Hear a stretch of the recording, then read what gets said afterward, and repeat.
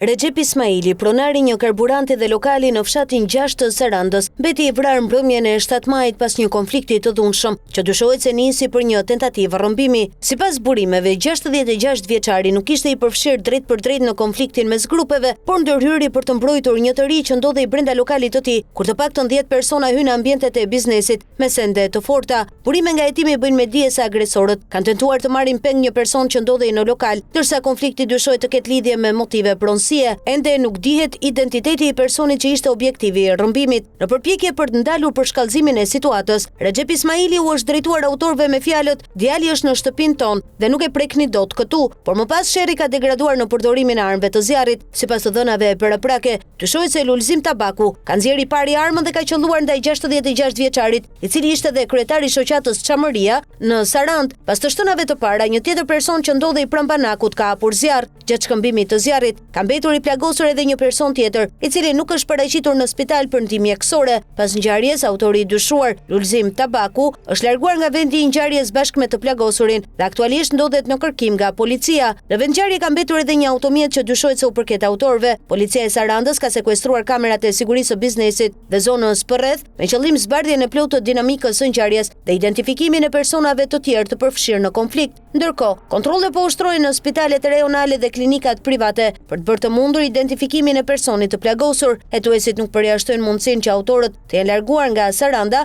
pasi fshati 6 ndodhet pranë daljes së qytetit.